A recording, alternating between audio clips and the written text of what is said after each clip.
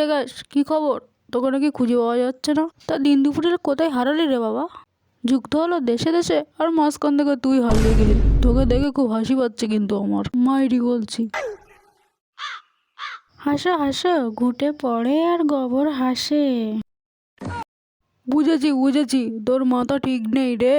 তুই কিন্তু ভুলে যাচ্ছিস, ঘুটে কিন্তু আমার ভেতরেই জ্বলে।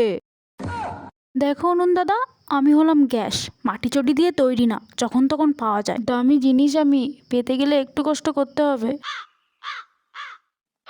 ওই আমার দামি জিনিস একবার ফুরালে হয়, বাড়ি থেকে বের করতে পারলে বাঁচে। আমি পুরনো যুগ থেকে মানুষকে উপকার করে আসছি। নেহাত মানুষ বেঈমান, তাই আমাকে বুঝলো না। না দাদা, মানুষ বেঈমান না, তুমি বড্ড সেকেলে, বড্ড ঝক্কি পোয়াতে হয় রান্নাতে। কিন্তু আমি আধুনিক, কোয়ালিটি ফুল, আরামদায়ক। এই যে কোয়ালিটিওয়ালা মামুনি, জেনে রাখো তো রাজা বাচ্চার ছেলেমেয়েরা কিন্তু আমার এই উনুনেকেই মানুষ।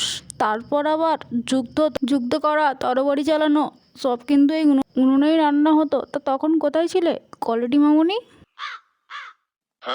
তুমি যতই যা বলো না দাদা, তোমার কিন্তু ওই গ্রামেই ঠিক আছে। এই শহরের চাকচিক্যে না তোমাকে ঠিক মানায় না। ওই জন্য তো ওই শহরের মানুষগুলোই বলে গ্যাসের থেকে উনুনের রান্না বেশি টেস্টি।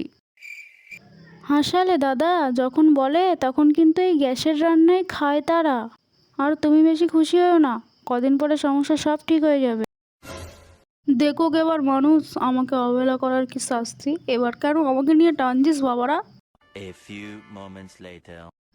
এদিকে গ্রামের লোক যা করে, যাই যাই উনুনে ভাত চাপাই আর গ্যাসে তরকারি রান্না করব। গ্যাস নেই বলে গুটের দাম বাড়ছে, দুদিকেই তো কন্ট্রোল করতে হবে। ও মা, আমার নাকি দাম বাড়ছে? তা তোমরা কি দেখছো? আরও দাম বাড়ার আগে লাইক সাবস্ক্রাইবটা করে দাও।